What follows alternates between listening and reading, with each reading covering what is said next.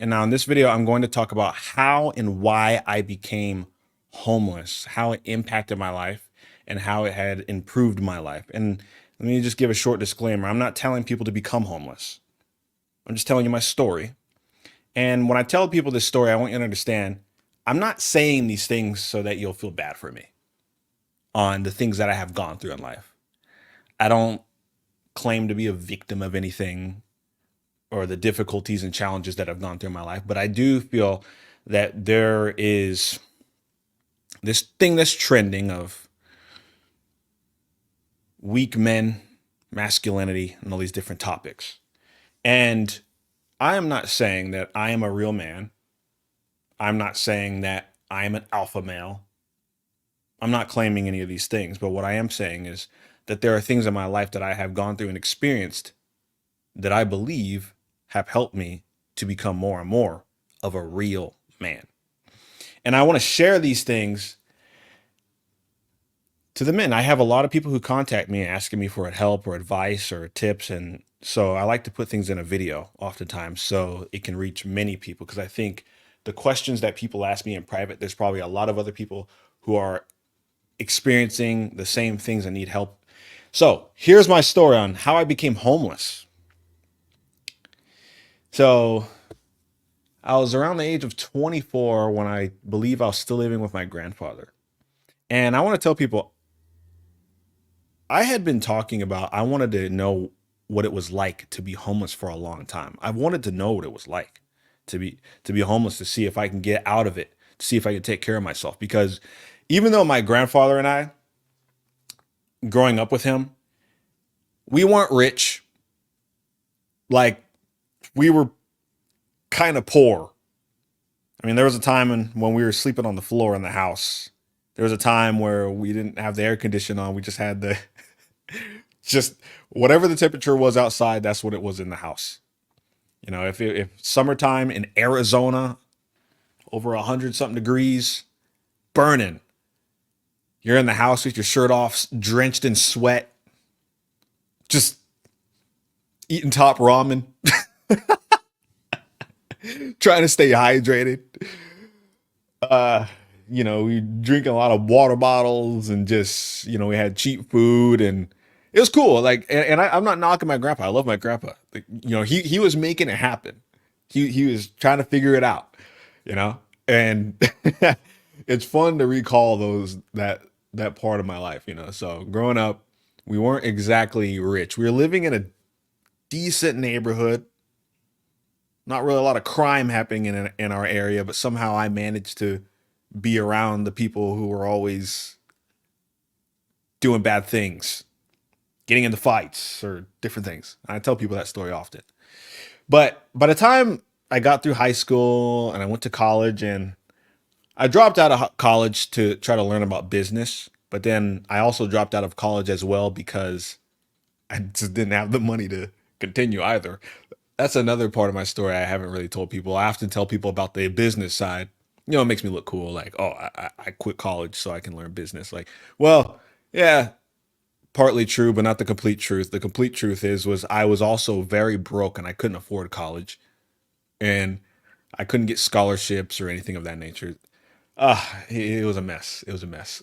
Well, I'm 24 years old eventually, and I'm still with my grandfather. And I was just thinking to myself, okay, no one's helping me. No one's going to help me. I had this mindset even as a teenager that the world is a dangerous place. I just always thought that way. And when I learned, it was one of the reasons why I got into doing magic tricks, because the original reason why I got into magic was not only did I think it was cool, but before I learned magic, I was studying psychology, and I was reading, trying to learn how to read body language. And I wanted to learn how to lie detect and know when people are lying to me, because I always perceived the world as a dangerous place.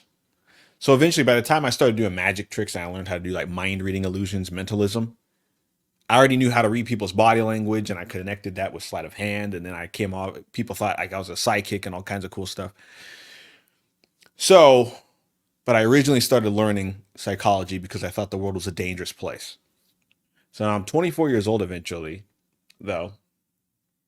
And I still saw the world as a dangerous place. As a young man, I didn't think people were going to help me. I'd gone through difficulties. As a grown man, I didn't think people were going to help me because I'd gone through difficulties. But one thing that I did think was God was just going to take care of me and help me with everything. And which is true in a sense, but then you also have to apply logic and rationality in your life and take care of your responsibilities. Like God will take care of you in the areas that you can't see. Like he's not going to pay your bills for you. At least not all the time. I think provision can come in a situation where something happens and kind of like Jesus, Mary, and Joseph, like an angel would come and help them. But I'm not talking about all that right now. I'm just saying, in general, I just thought in my mind, God was going to take care of all my responsibilities. I know my responsibilities were my responsibilities. I don't know where got that concept from. But eventually, when I was listening to Dr. Miles Monroe, this guy who I often tell people he was kind of a mentor to me, and he helped me to see the Bible from more of a logical standpoint and not apply the scriptures in an impractical way. Because when I was impractical about my faith, I was just broke and poor and sad and depressed all the time. So I'm 24 years old and I decided I'm going to move out. My grandpa wasn't really happy about that. He wanted me to stay home and pay bills. And when I brought up the idea, hey, I'm going to move, he eventually was like, you need to pay rent. And I'm like, okay, this is a trap. He's trying to keep me stuck here. So I started working two jobs so that I could buy a car so that I can move out and get my own place, my own apartment. Well, I eventually got my own apartment, right? And the one thing led to another to where I started working full time at as a handyman painting houses, and the company that I was working for started to go out of business. So they started going out of business. I just got my own car. I just got my own apartment. And so now with this car that I just got, I started doing Uber and Lyft. That's the only way I could make money because I needed money quick. So I got my own apartment now. Less in less than 2 or 3 months, the company I was working for is going out of business. This was my source of income. So now I was getting tired of just waking up at 4 in the morning until night, driving around Arizona all over the place. My car is breaking down. I got rent to pay. So now not only am I trying to pay the loan on my car, but then I'm also trying to pay my rent and I'm using my car to make money. But as I am using my car is breaking down more and more. But the only way I can make money was by using my car. The only way I could make money was by using my car. But my car was breaking down. It was such a mess, right?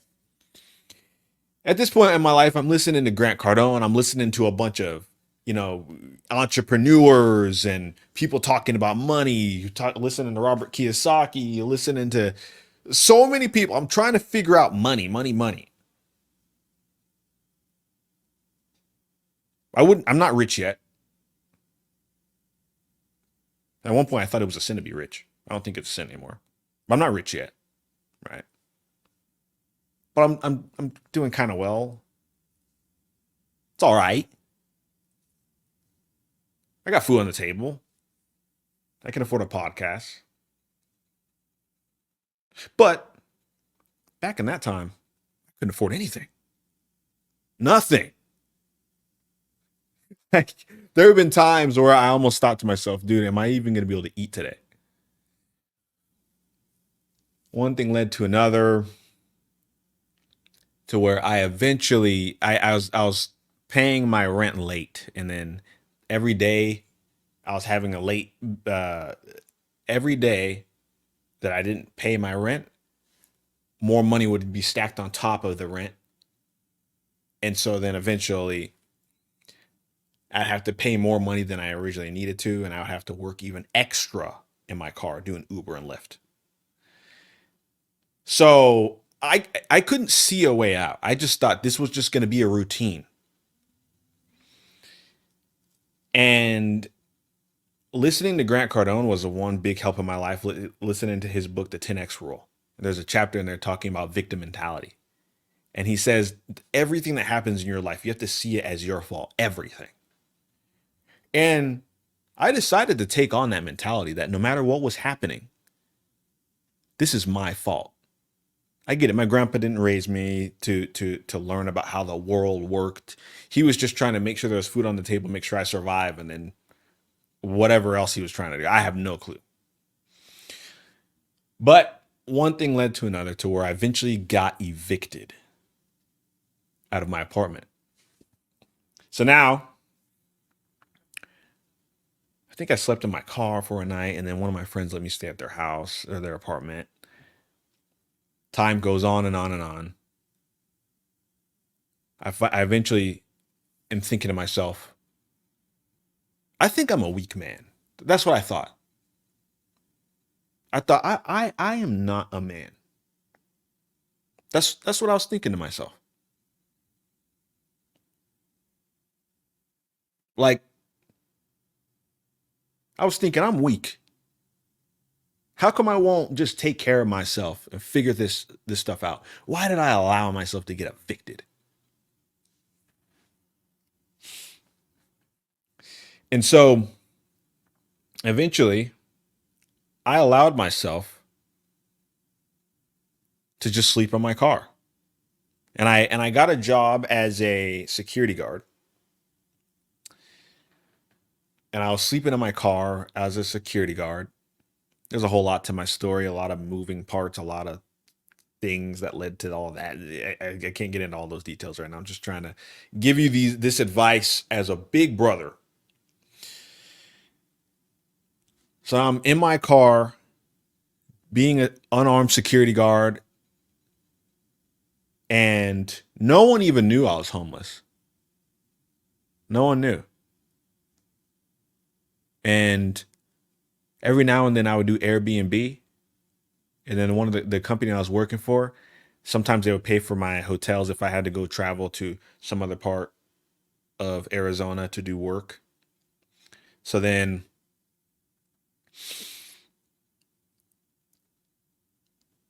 so the company I was working for would pay for my hotel sometimes, which was nice. But for the most part, I was sleeping in my car for a while. And I found like a nice area to park my car because I was trying to avoid any area where that I would consider ghetto. I didn't want anybody looking in my window in the middle of the night. And it was tough. It was tough. But I kept that mentality. All of this is my fault. All of this. This is no one else's fault. I found a place to take a shower. I found a place to wash my clothes. The place that I would take a shower was at the gym. And sometimes I'll go to the gym, do a little exercise, take a shower, and then it was $20 a week to cut my hair at one point, to go to a barber shop. I ended up in a relationship with some girl that I met online who knew my situation. I think to my remembrance, yeah. But then, man, my life's crazy. One of the reasons why I became a security guard was because I thought that I was a weak man, and I wanted something that was tough. And my grandfather, he was a security guard, an armed security guard. He was with Guard of World, and he was in the armored trucks. And I remember him coming home with his gun. I always thought he looked cool with his gun. And I remember he would tell me stories about just somebody come up to him trying to grab the money bag. Or, man. But I just thought to myself, I need an experience where, like, I didn't want to join the military. I didn't want to be a cop. My dad worked in the prisons for a while. And I wanted a career where I had to face some level of difficulty, some level of threat, something that would force me to want to no longer do it. So I eventually became an armed security guard, and then I eventually became a bodyguard. And the jobs I've had are pretty dangerous jobs I've had. But I bring all this up because I didn't know what else to do. I was just doing what I thought was the best thing to do with what I with the knowledge that I had at the time. This is all I knew to do, right? And so I tell people this story because I talk to a lot of men who we live in a first world country, but they don't take care of their own responsibilities. They don't take care of themselves. And I tell people this as big bro. I've had some guys say, "Hey, you're like a father figure to me. Like you talk to me in a way where my father should have told me these things." And I'll say this: Look, don't call me father. It's kind of weird, just a little bit. There's only one father in heaven. I don't want to be your daddy. It's kind of weird. You can call me big bro though. I'm your big bro that just tells you as it is. Just this is what it is, bro. Bro, you stink. I'm your big bro. Bro, you stink. Bro, you're broke. Bro, you're read your Bible, bro. What's wrong with you? Like I'm big bro. So I know who's watching. Like you always ask me for advice all the time, and so all my bros, I'm telling you this story as big bro. A lot of men that I talk to have a victim mentality where life happens to them rather than you happening to life. And I had a conversation with a few people in this past couple of weeks. They're asking me, well, oh, actually, yeah, here's some stories. I have people ask me, like, how come when you accomplish something, you don't celebrate? And I'm like, I don't know. I don't think like that. I'm not telling people that that's how they're supposed to think. But I said sometimes I'll kind of celebrate. I'll go buy myself a box of pizza like after I did a lot of work during the week, and I'll be, oh, you know what? I'm gonna eat some pizza and watch a show and play some video games. So I guess that could be kind of a celebration. But some people get concerned, like, how come you're not more enthusiastic about like when you accomplish something? Like if you write a book or you made music or something, or you've been doing your podcast and you just hit 1,000 subscribers. How come you don't celebrate your wins? And I'm like, well, I think it's cool. And they'll be like, aren't you excited? Or for example, I have people who ask me if I'm excited about how much money I make online, which isn't really a lot yet. But you get to 1,000 subscribers, YouTube starts paying you, according to how many views and watch time you get and how many ads people have gone through on your videos.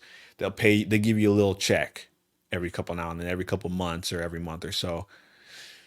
And I think it's nice to see an extra $100 just appear into the bank account out of nowhere, and I forget, oh, it's because I have a podcast. That's cool. That's nice.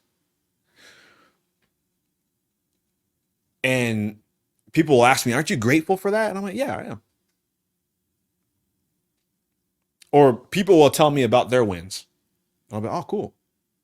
And say, why aren't you more enthusiastic? Not just, oh, cool. I mean, what? I almost don't even know what that means. Be more enthusiastic. Like, do you want me to scream and shout? Yeah. Because I'm not even like that with myself. Right. But I bring this up because a lot of people have this victim mentality where the world is happening to them rather than them happening to the world. Like, I want to be the kind of guy who, if I see a storm, I don't think of it, oh, I'm in a storm. Like, I want the storm to say, look at me, and then think it's in a storm. Right? And I bring that up because I get it. Some people, when they have a small win, that's exciting to them. Almost because they almost feel as though they're shocked that they pulled something off, even no matter how big or small it is. For me, like when I reached 1,000 subscribers and people want me to celebrate that, I just think to myself, I was supposed to get 1,000 subscribers. Right? Isn't that a lot? Like, no. Why do you want more? I never said I want more or less. But what I'm saying is I think in terms of if I'm writing a book and I've written a book before, I took it off the internet, but I remember when I would make some sales, people would say, "Man, aren't you excited that you got some sales?" And I'm like, "Not really, because I was supposed to. I was writing the book thinking I was gonna sell the book. But why if I was surprised that I actually sold the book, then that must have meant that I didn't think I was actually gonna make a sale. That's kind of how I think. Not telling people that they have to think the way I think. I'm just saying this is just how I think. It's just a genetic thing or something. I have no clue. So when someone says, "Man, no matter what it is, I lost a lot of weight, or I put on, hey man, I put on some muscle, or hey man, I'm starting this new project. Aren't you stoked for me?" I think my response often isn't enthusiastic enough, where I'll be like, "Oh yeah, that's cool. Heck yeah, nice." And then people say, "Man, I feel like you don't care. I feel like you don't care." And I get it. I understand why they think I don't care, but I do care. I'm like, I think it's cool. But if so, I say I bring this up because I've had these real conversations, and they'll say, "Okay." So I had a couple people ask me, a couple of my close friends ask me, break down what's happening in your mind when you see someone else win or when you have a little win in your mind. Like, let's break it down little by little. And I'm like, all right, I'm down to go for the challenge. So my friends, they'll say, okay, when I have this win, what's going on in your mind? And I say, well, I was expecting you to do it. And they're like, okay, if I have that win, how come your response isn't super enthusiastic like how mine is? I say, well, 'cause I already thought you were capable of doing that. So it's not surprising for me. Like I'm more likely to be enthusiastic if it's someone I have somebody in mind when I'm saying this. There's a particular individual that I know who is broke, sad, depressed, borderline, thinks about killing himself, and he's just a mess. He's on drugs and all that stuff. If that guy told me, "Hey, I got off of the drugs," I'd be more stoked about that. Or if that guy even says, "Hey, I got a job and I stayed at this job for 6 months," I'm more stoked about that than a friend who says to me, "Hey, bro, I made $1 million." I don't know why. Because I think maybe my perspective is different compared to this guy versus this other guy.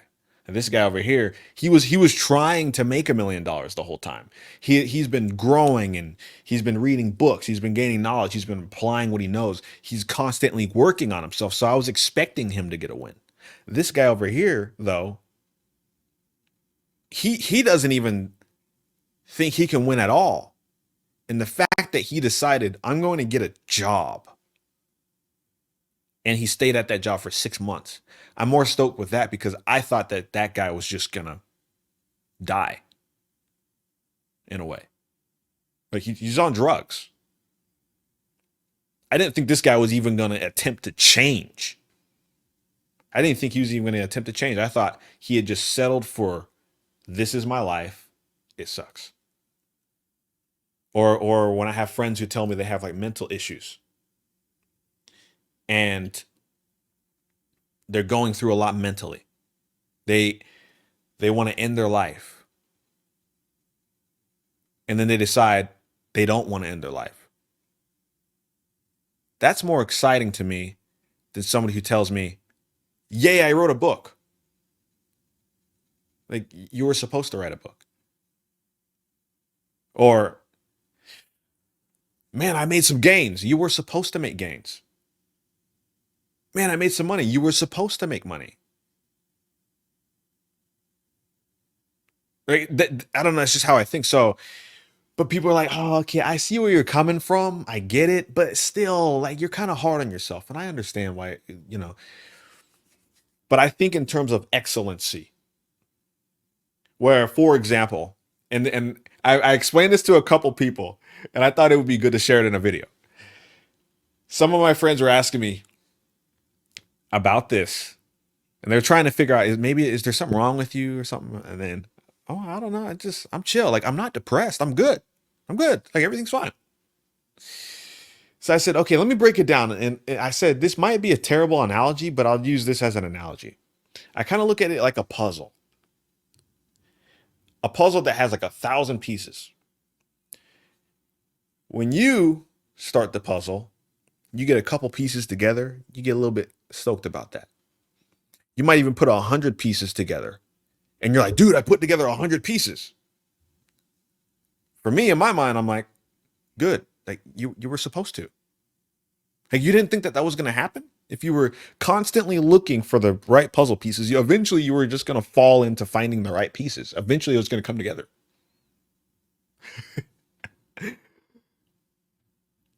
I'm like, well, by the time I get the puzzle done, it's kind of exciting, but it was going to happen anyway. So my other friend was like, well, you're the kind of guy that even if you put together a whole puzzle of 1,000 pieces, you're probably going to just think, next. And I said, yeah, probably. I said, so that's a bad analogy. Maybe I'll use a different analogy. So I use the analogy of if a boat is sinking, you're on a boat, and a whole bunch of people are on the boat, like kind of like the Titanic or something. The boat is sinking, and you see a helicopter coming. Everybody else that's sinking on the boat with me, they're all thinking, yes, helicopter, it's here, yes. They're like praising the Lord that the helicopter showed up. My mind goes, why are we celebrating? We're not on the helicopter yet. We're still sinking. Like I'm not celebrating until I get onto the helicopter. I'm thankful. I'm grateful. I'm glad that the helicopter has showed up. But I'm not going to count something as a win until I get the win. It's like something Grant Cardone said. I remember him saying one time, never count money in until the money's there. You might be negotiating or talking to deal with somebody or negotiating and talking to deal with someone. And that person might say, yeah, all right, let's do this deal together. I'm going to send you this much money and we're going to work on this or we're going to blah, blah, blah, whatever it is. Now, somebody might get excited like, man, I'm about to make this much money, man. We just talked about this and we talked about that. It's all just talk right now. Is the money in the account yet? Okay, don't get excited yet. Until the transaction happens, don't celebrate a win as a win. Or another example, I watched this video of these people, they're riding a bike. They're in a race on a bike and they see the finish line. And before they get to the finish line, they start celebrating.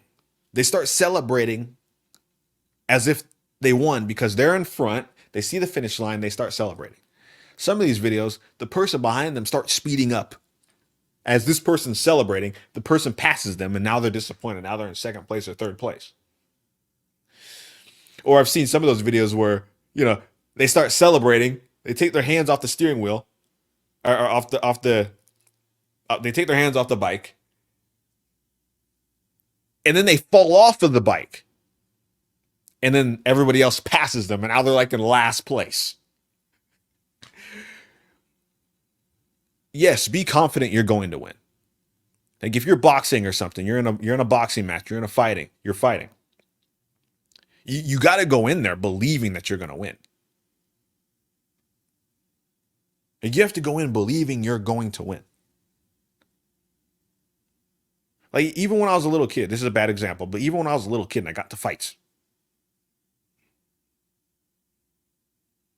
even when I was taking on three people, I was outnumbered. I still thought in my mind, I'm going to win.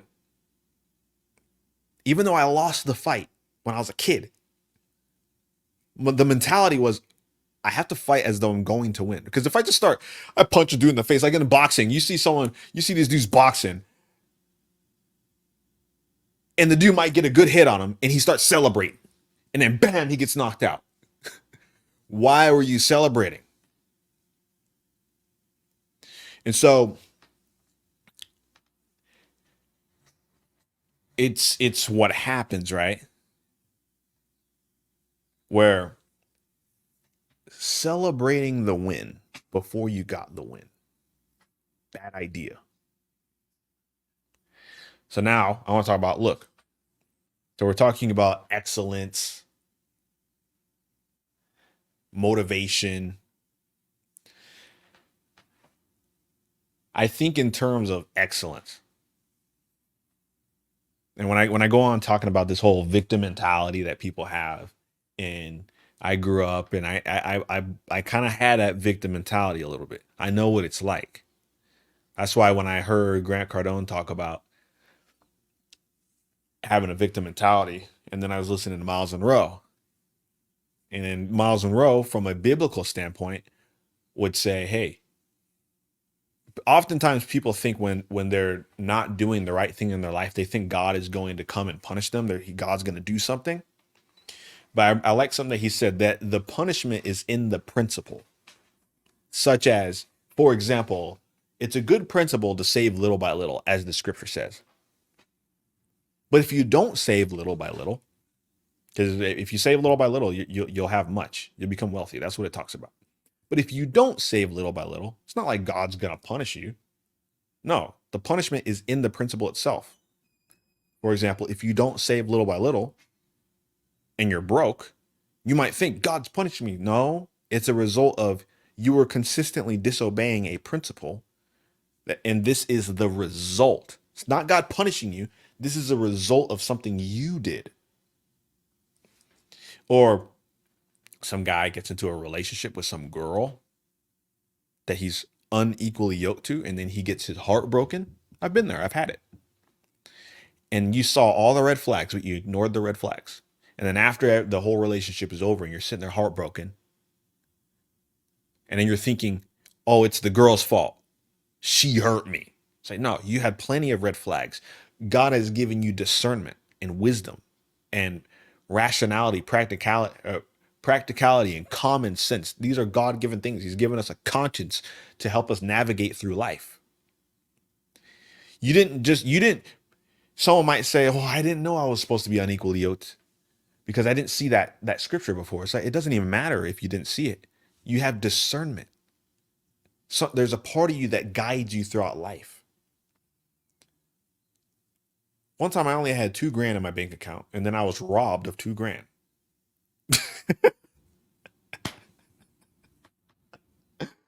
I only had 2 grand, and I got robbed of 2 grand, bro. Oh man, that was tough. That was tough. But when I was honest with myself, I was like, man, if I would have avoided this, and this, and if I would have thought this decision out, because I got scammed from some guy.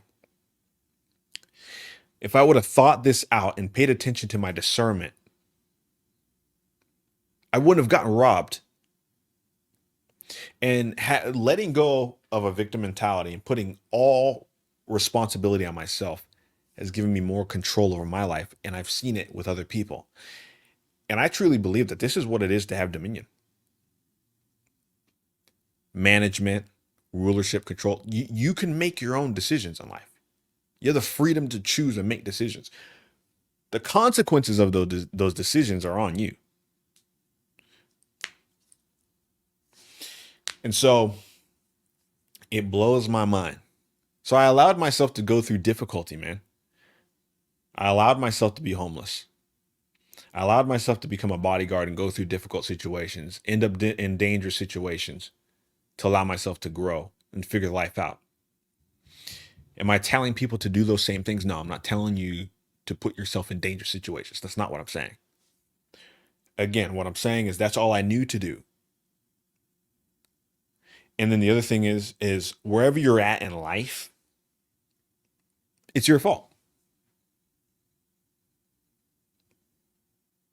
Like, oh man, my parents didn't raise me right. If you're over the age of 18, everything is your fault. And I dare you to take on that mentality. I dare you to try it. For example, I dare you to never get into an argument with someone ever again.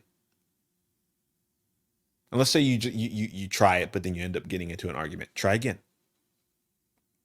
I dare you to never get angry with someone ever again. I dare you, because I guarantee you've been in bad situations. Many people have been in terrible situations, had some terrible breakups or divorces, been through terrible situations in their life as a result of their own emotions.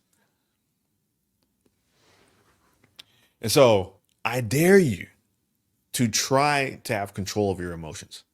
I dare you to take the thoughts that are happening in your mind. You have so many thoughts running through your mind, good thoughts, bad thoughts. I dare you to try not to identify with your thoughts. For example, you think you are a victim, right? You think you're a victim. I dare you to doubt that thought. Take captive every thought, as the scripture says. I dare you to captivate that thought. Doubt it. Don't identify with that thought. It's not you thinking that. It's just thoughts in your head that were put there. Yeah, through a series of events that happen in your life, something caused you to believe that you are a victim. And that thought is locked down in your mind. And the scripture talks about strongholds. Like a stronghold is something that's, how would I explain this? It's a lie that you believe, and you've built barriers in your mind around that lie. That's a stronghold right there. So now when a guy like me comes and says, hey man, here's something that might help you. Well, you have a thought that even if what I'm saying is true, you couldn't see it. Because there's a thought in your mind that believes you are a victim. That it's someone else's fault. And now you're angry at that person. Now you put the blame on that person. And I'm telling you, I dare you to not get angry with people ever. I dare you to doubt that it's their fault. Maybe it was their fault for a time, your parents' fault, especially when you're young. But I just dare you to just say, okay, you know what? I'm no longer a kid anymore. It's not my mom's fault or my dad's fault. They didn't teach me, they didn't raise me right. My father was an angry person, or my mom was too nurturing all the time. Like she softened me. It's not her fault. At least anymore, right? And I say this because there's a lot of people that I know, men and women, that I have all these people in my mind when I'm saying this. More than one person who has this mentality. And I've been there. I know what it's like. We all kind of had different situations, but we're all facing something that I would call the fallen nature. And a fallen nature causes you to think you're a victim. So, anyways, say all this to encourage you. And lastly, when I say to doubt your thoughts, I'm talking about have true freedom in your life. Because you may live in America, your bills might be just fine. You have food on the table every single day. You're living your life angry, thinking it's someone else's fault, someone else's fault. I'm trying to set you free from mental enslavement.